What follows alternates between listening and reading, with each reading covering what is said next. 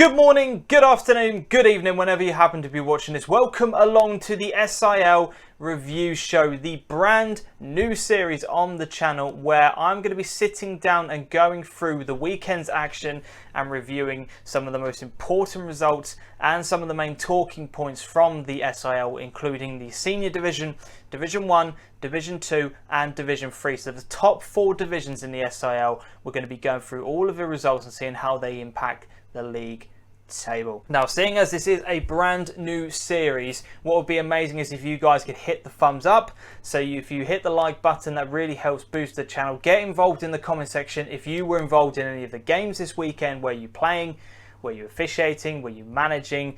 Were you just simply standing on the side and watching a good game of football? Let me know in the comment section how the game went and what the overall performance was from both sets of teams, etc. Whilst you are also here, if you wouldn't mind hitting the subscribe button, how you do that is, if you haven't done so already, you need to have a Gmail account and log into YouTube. When you've done that, go back to the channel, hit subscribe, and then also hit the notification bell so that every time a new video is released on the channel, you get an email notification to say it's gone live, rather than waiting on me to announce on all my social medias whether or not the video has gone live. And also, I want you guys to get involved in future episodes of the review show. So if you want to do that, you need to go to this time point in the video and I will explain what it is I'm looking for from you guys at the end of the video. So make sure you stick around for that. So with all the housekeeping done, let's get into the weekend's action, and we're going to be starting off with the Senior Division. Before we get into the league table and also the fixtures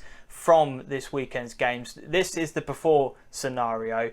I just want to say, it is an absolute shame to see a club like Bramford United dropping out of the SIL. Obviously, the announcement was made before Christmas that they were no longer going to be able to fulfil their fixtures this season. It's just such a shame to see another side dropping out of local football, and I think lots of people have echoed that sentiment online. So really sad to see that, or hear that news rather. I hope all the players and officials of the club, etc., can find new homes quickly as possible, or even somebody may better start the team up again soon. Who knows? But it's just, yeah, such a shame. So what you're now going to see is the fixtures and also the league table being updated with the results from this weekend's game, and we can't start off anywhere else other than the top of the table clash between Crane Sports and Henley Athletic. What should have been the main talking point, because of what was going on the pitch, was sadly spoiled by a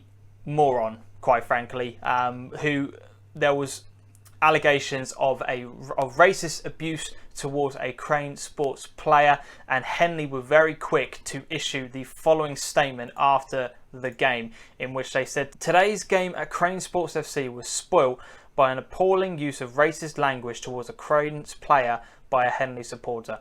Within a minute of the incident, he was dismissed from the ground by a Henley official. We abhor this behaviour and have immediately issued him with a ban.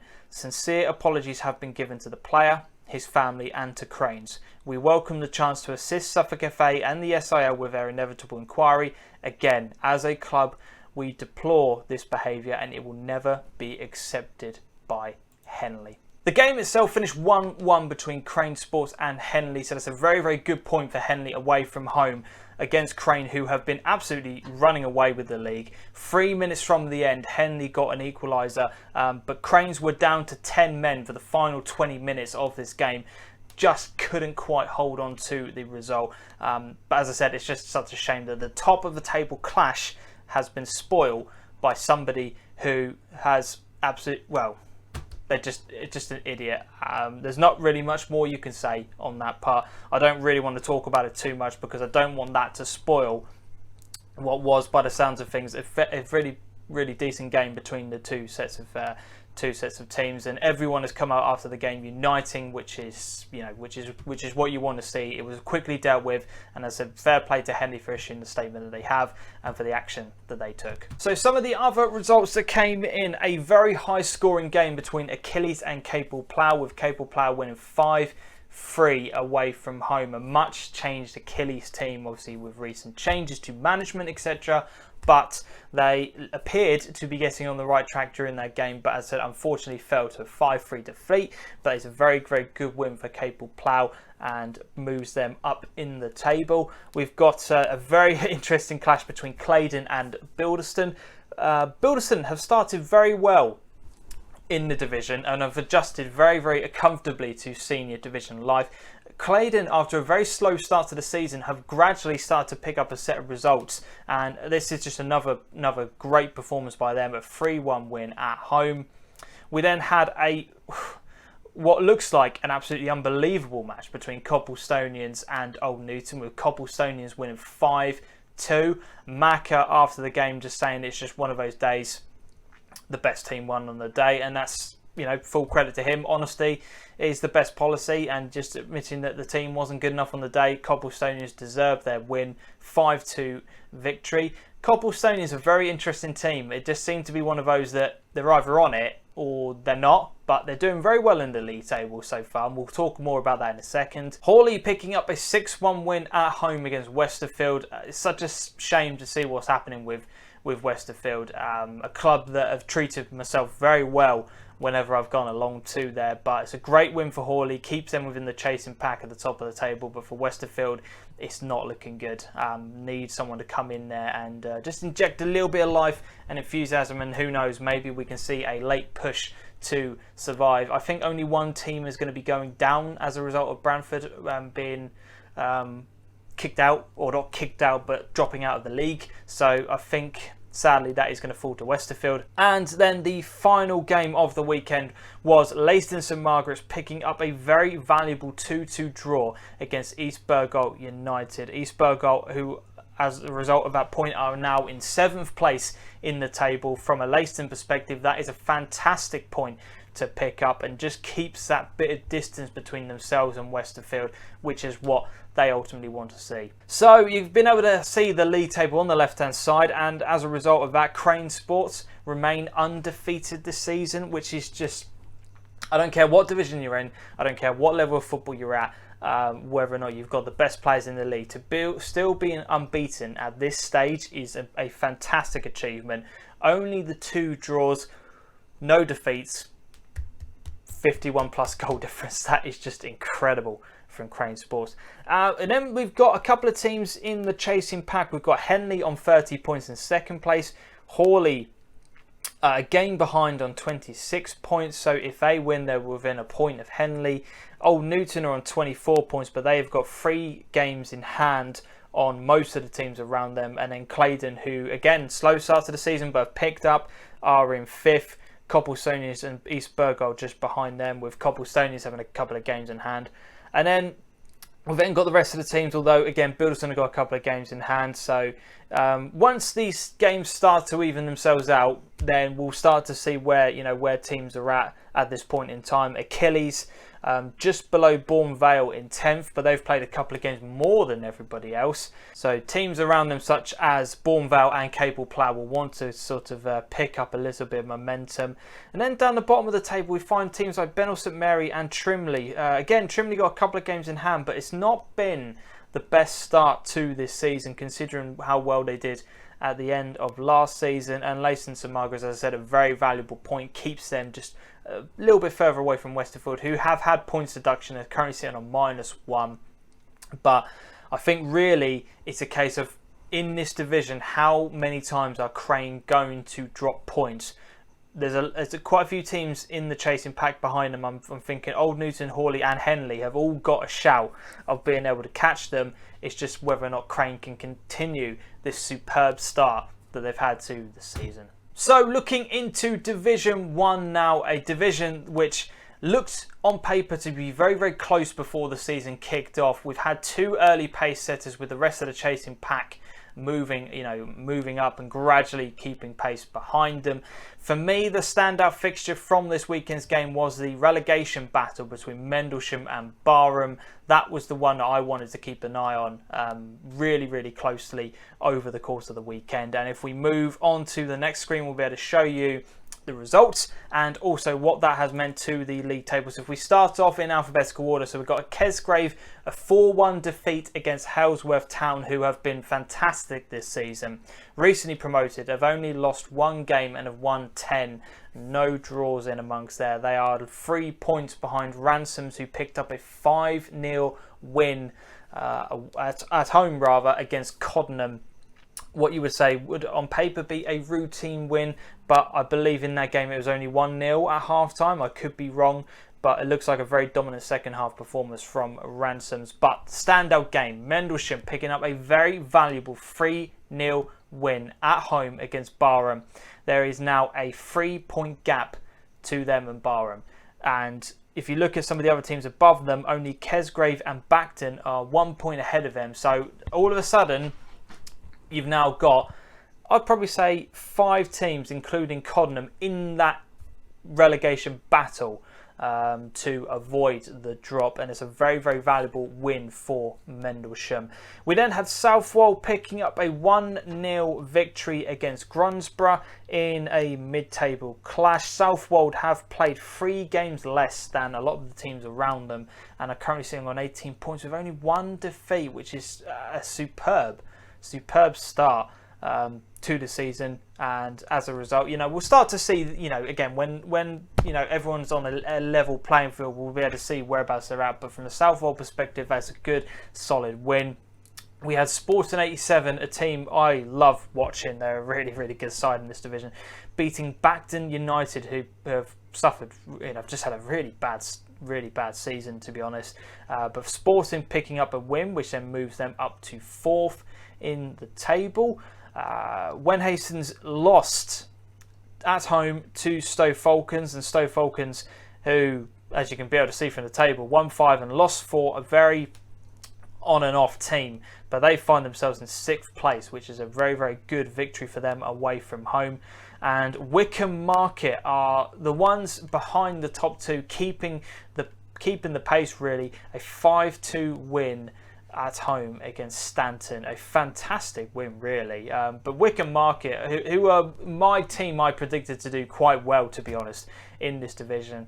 As I said, they are level on games with Ransoms, 1 ahead of Halesworth, but on 25 points. So they're just reminding the top 2 that you're not going to have it all your own way this season. I can't wait to see what the games are going to be like when Wickham play against Halesworth and Ransoms. Those are going to be absolutely fascinating games. But what was your standout result from this division? Were you involved in any of the fixtures? Let me know in the comment section below. So Division 2 time. It's a very, very interesting division, and one which, when I get back into recording, I really want to go to some of these teams, because it's just a fascinating division to look at from an outside perspective. I want to start seeing some of the football in Division 2. I've been to a lot of the SIL Senior and Division 1 games, but I need to start going to the 2nd Division and also 3rd Division as well. But standout fixture from this weekend's game for me, if I was looking at it on paper, I would probably say AFC Your Shirts versus Bramford Road Old Boys,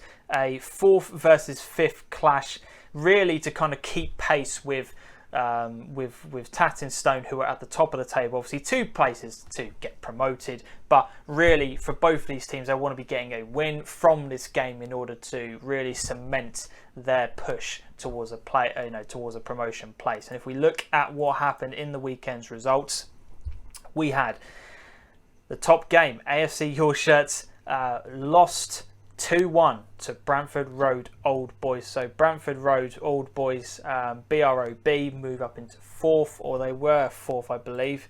Yes, they were 4th, and they stay in 4th as a result of that victory, but that's a good win for them. We then saw Somersham, who are bottom of the table and have lost all 10 games this season, putting up a good fight against Bedrixworth, but Bedwitchworth are just too strong for them on the day, and that's a 5-3 victory away from home for Bedricks. And again, they're now 10 games played, 9 wins and 1 defeat. A fantastic record. 2 games behind Tangstone, and they are 6 points behind, so it's going to be very, very close, or 7 points rather, behind at the top of the table. Tackett Street BBOB lost 3-0 to Saxmundham Sports. Saxmundham obviously been relegated last season, but they beat Tacker Street. They move above them in the table now, so they're now 7th, whereas Tacker Street are 9th. Tattingstone dropping their first points of the season. What are you doing, boys? Of course, I'm joking. A 1-1 draw with Curtin Athletic as a fantastic point for Curtin. Tattingstone admitted on Twitter, just wasn't their day. They didn't, it's just one of those games where those kind of results can happen. But yeah, great point for Curtin, as I said, away from home. And then the final game, a 9-goal thriller between Wolverstone and Ufford Sports. Ufford, who were up in 3rd, and Wolverstone, who were 5th. That's a great win for Wolverstone, considering where Ufford were. Bedrixworth now move 3 points clear off Ufford as a result. But yeah, fantastic win, and that just keeps Wolverstone in the conversation, at least for a top 2 place. Division 3 action now, and again we've got one early pace setter in this division with a whole host of teams following him behind. It's a very, very interesting league, and one that has gradually evened itself out as the season has gone on, with a lot of new teams entering into this year. But the standout fixture for me, because there were 5 games to look at in this division, was between Occult and Worthing, down at the bottom of the table. Only the 3 victories between the 2 teams this season, after some points deduction by the looks of things for Worthing. So yeah, that was probably the standout fixture. And if we have a look at the results from the weekend, we can see that we're starting off with a 6-1 win for Bardwell Sports against Ipswich Valley Rangers, who have had a torrid time of things. Another defeat for those guys. They've only picked up 1 point from their 9 games. Bardwell move up to 8th as a result of that win. But yeah, 6-1, very, very comprehensive. A 4-3 victory for Elmswell, and they have got a little bit of distance between themselves and 3rd place as a result of that win against Ipswich Exiles, who as a result dropped down to 10th in the table. A very interesting incident happened between Elmswell and Ipswich Exiles, in which the linesman for Elmswell managed to get himself a yellow card for celebrating too much when the 4th goal went in. So yeah, very interesting. I don't know if I've ever heard of a linesman getting booked before. That's an interesting one. And then we have Hope Church winning 4-2 at Stage. So as a result, Hope now give themselves a 4-point cushion between themselves and Stage. That's a good win for them. Kesgrave Kestrels lost 4-1 to top of the table Melton, who 10 wins and a draw. They are 6 points clear at the top of the table. That is a great win away from home against Kesgrave, who, in 4th place have the potential to cause an upset, but it appears that Melton were a little bit too strong for them. 7-4 win for Occult against Worthing. That's amazing. And as a result of that game, Occult are now on a 0 goal difference, and they move up to 9th place ahead of Ipswich Exiles. And yeah, that was the final game from that division. So 11 goals in that particular game. Who says that the quality drops when you go down a division? Now, some people will say that the defending is worse, but someone's got to stick the ball in the back of the net. 11 goals at this level of football, you can't go wrong with that. So there we have it. The SIL review show wrapped up for the first week. For me, standout performance has to go to Curtin Athletic for picking up that 1-1 draw away from home against Tattingstone. That is a remarkable point, considering how well Tattingstone have started off this season, and that is the first time they've dropped points. So, well done to Curtin. Great point. Well done, lads. Really, really impressed with that one. What was your standout fixture from the weekend? Let me know down in the comment section below. That'd be really interesting to hear your thoughts. And as I said, were you involved in the game? Were you playing? Was there a major incident that I don't know about? Let us know down in the comment section. That'd be really, really interesting to hear. But what I want to talk to you guys about now is, moving forward, I need your help with this series, because I can look at things on paper and I can see the results and I can see what's happened and I can view stuff on Twitter, etc. But what I need from you guys is, if you want to get involved and let me know what you thought happened in the game, a review, a match report, something along those lines. Doesn't have to be massive, like 1 or 2 paragraphs maybe, kind of like what you would do on Twitter. Just let me know what happened in your particular game from the SIL. If you direct message me on Twitter, I'll then pick those up, and what we'll then do is, then, as I said, I'll read some of those out as we go through the divisions, just so I've got a little bit more context about what's going on in certain games, because I said I can read these things on paper, but really if you're not there, you don't know what's happened. So it'd be really, really good if you guys could get involved. I would very, very much appreciate that. But if you've enjoyed the video, make sure you hit the thumbs up. Again, just a reminder on that one, make sure you subscribe to the channel. It's good to be back. Just to say on this one, this review show, if it goes well and people enjoy this, this will be running alongside the other videos. This won't be in replacement of the matchday experiences. I will be gradually getting back into doing those.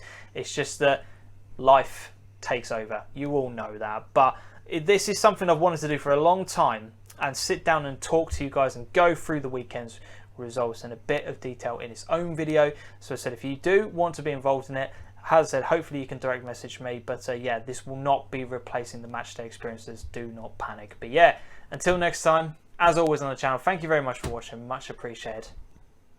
Adios.